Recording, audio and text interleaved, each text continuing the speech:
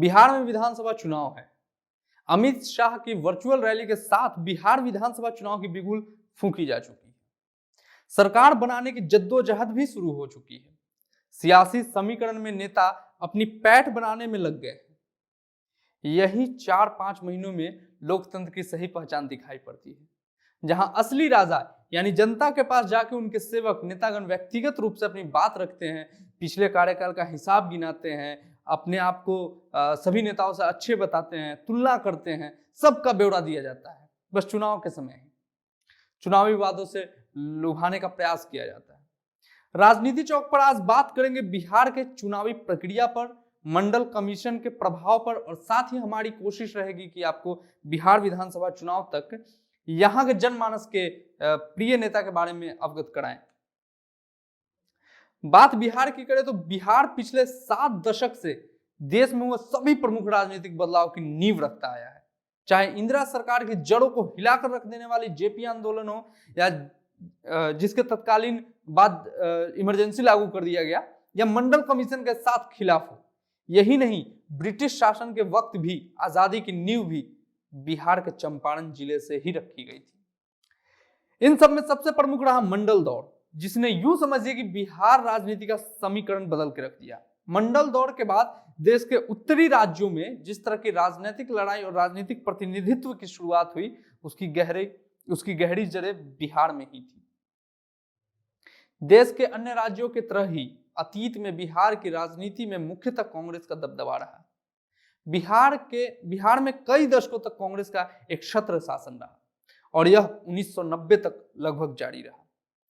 इस बीच सिर्फ 5 बार राज्य में कुछ समय के लिए गैर कांग्रेसी शासन रहा, मगर वो चंद महीनों के लिए ही हुआ। लेकिन मंडल आंदोलन के बाद की स्थिति ने राज्य की राजनीति की दिशा और दशा दोनों बदल कर रख दी। चुनावी राजनीति और राजनीतिक प्रतिनिधित्व अब पहले जैसे नहीं रहे। मंडलोत्तर बिहार की राजनीति बदल गई। जिस राज्य में कांग्रेस ने लगातार मजबूती से सरकार चलाया, वहां चुनौतियां मिलना शुरू हुआ। 1990 विधानसभा चुनाव से ये चुनौतियां मिलना प्रारंभ हुआ कांग्रेस को। इसमें कांग्रेस के विरुद्ध खड़ी थी नवनिर्मित जनता दल, जिसमें जेपी आंदोलन के साथ खड़े सभी नेता थे।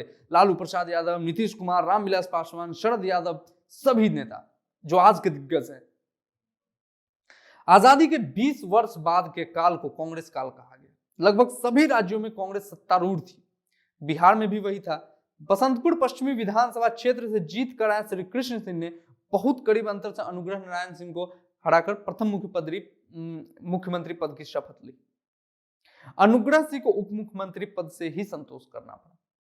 एक बार जरा इस समीकरण को देखते हैं। बिहार का जातिगत समीकरण, कुल आबादी में किस जाति का कितना हिस्सा है, क्योंकि बिहार का चुनाव इसी जातिगत समीकरण पर होता है, यह आप सभी जानते हैं। अत्यधिक पिछड़ी जाति जो है वो 21.1% है। वहीं मुस्लिम 14.7%, यादव 14.4%, वहीं ब्राह्मण 5.7% है। महादलितों की बात करें तो 10% वोट महादलितों का है, और दलित 4.2% है। कायस्थ का 1.5% वोट है। भूमिहार का 4.7% वोट है। वहीं राजपूत का 5.2% वोट बिहार में है। कुर्मी 5% और बनिया 7.1%। ये कुछ आंकड़े हैं। बिहार में जातिगत विषमताओं की संरचना भी काफी पेचीदा है।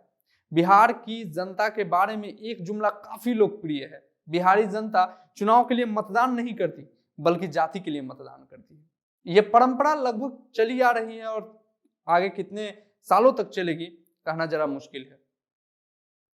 लोगों का एक बड़ा तबका मानता है कि आजादी के बाद 20 वर्षों तक सवर्णों ने राज किया, और पहले सीएम के रूप में श्री कृष्ण सिंह काबिज हुए, जो कि भूमिहार थे।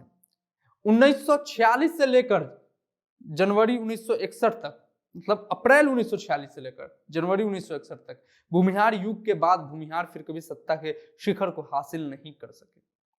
पारंपरिक रूप से एक दूसरे के विरोधी भूमिहार और राजपूतों के सुविधा अनुसार सत्ता पान किया, ऐसा माना जाता है।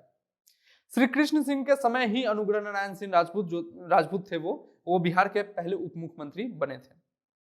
भूमिहार और राजपूतों के बाद बाड़ी ब्राह्मणों की आई, जिसका प्रतिनिधित्व विनोदानंद झा ने किया। वे करीब 2.5 वर्षों तक बिहार के मुख्यमंत्री रहे। फिर बारी आई कायस्थों की। बीच में जगन्नाथ मिश्रा ने भी बहुत दिनों तक सरकार चलाई। माना जाता था कि उनपे सीधे तौर पर इंदिरा गांधी जी का हाथ है। स्वाभाविक है क्योंकि जगन्नाथ मिश्र ललित नारायण मिश्रा के भाई हैं और ललित नारायण मिश्रा केंद्रीय मंत्री के रूप में कार्यरत थे, तो यह भी स्वाभाविक है। अब 1967 से 1990 के बीच में बिहार सरकार में काफी उथल पुथल दिखी। जेपी आंदोलन ने पूरे देश को हिलाकर रख दिया था। केंद्रीय सरकार बदली, राज्य सरकार भी बदलती रही। उसी आंदोलन में जेपी को गुरु मान चुके कई छात्र ने सक्रिय भागीदारी दिखाई और राजनीतिक दलों का दामन थाम लिया। इसी आंदोलन की देन है लालू प्रसाद यादव, नीतीश कुमार, रामविलास पासवान, शरद यादव, सब कोई बड़े नेता, आज के बिहार के सब बड़े नेता यहीं से निकले। मगर इन सब का जिक्र फिर कभी। भूमिहार राजपूतों और ब्राह्मणों को सत्ता से दूर करने में दलितों और पिछड़ों की बड़ी भागीदारी थी। ऐसा माना जाता है कि कर्पूरी ठाकुर दलित और पिछड़े समाज के आवाज बन रहे थे, आवाज बनकर निकले थे। वैसे वो सर्वप्रिय थे, उन्हें सवर्ण भी पसंद करते थे। और धीरे धीरे बिहार में सत्ता की कहानी जो भूमिहारों से शुरू हुई थी, वह राजपूत, ब्राह्मण, कायस्थ और पिछड़ों के बाद दलितों के हाथ में जा चुकी थी। बिहार में जातिगत सत्ता स्थानांतरण की मुख्य वजह थी दलितों और पिछड़ों में राजनीतिक जागरूकता और सत्ताहीन सवर्णों की छटपटाहट। यहीं से बिहार में राजनीतिक अस्थिरता का दौर भी शुरू हो गया था। यानी बिहार की मिट्टी से इतना कुछ निकला, वहां से एक और जबरदस्त चीज निकल कर आई, वो जात पात की राजनीति।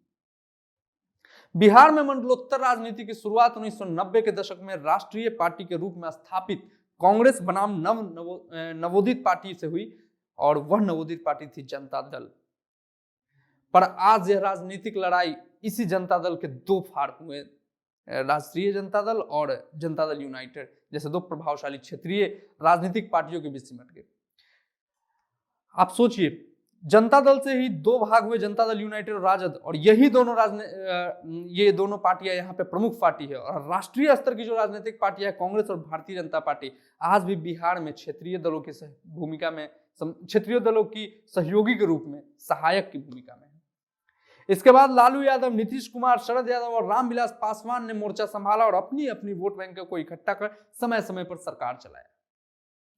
आपको शायद जानकारी होगी या नहीं भी हो तो मैं बता दूं, हाल ही में पिछले विधानसभा चुनाव में एक अजीब गठजोड़ हुआ था, जब बिहार के दो सबसे जबरदस्त धुरंधर जनता दल के दोनों उपज लालू प्रसाद यादव और नीतीश कुमार ने एक साथ चुनाव लड़ने का फैसला किया। कांग्रेस 1990 के बाद कभी भी मुख्य भूमिका में रही ही नहीं। हालांकि महागठबंधन में तीसरे पार्टी की भूमिका बखूबी निभाती रही, पर नतीजा साफ था। जबरदस्त बहुमत से नरेंद्र मोदी के विजयी रथ को रोक दिया था।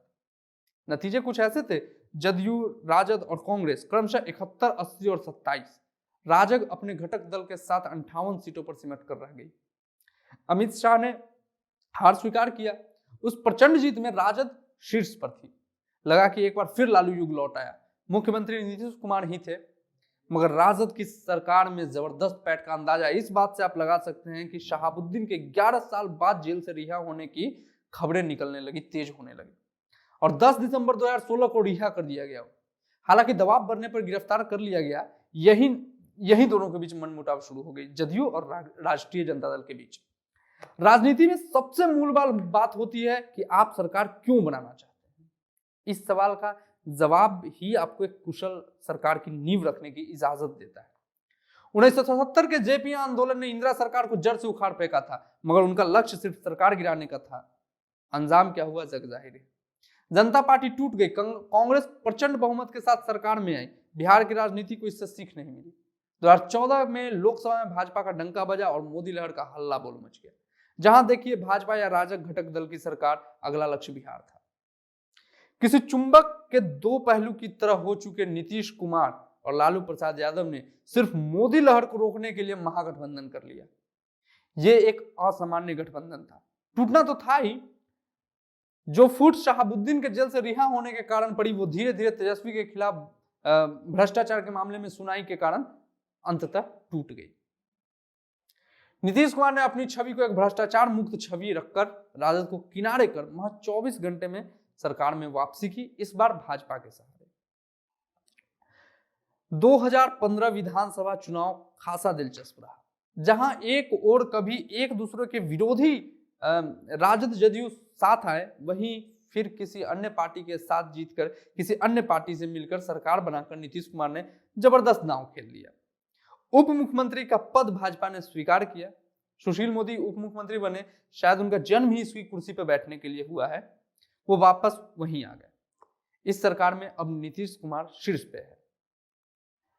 आज बस इतना ही। हम कोशिश करते हैं आपको और भी अपडेट्स बिहार की राजनीति की बारीकियों को लेकर आते रहेंगे और आपको बताते रहेंगे। तब तक आप देखते रहिए राजनीति चौक।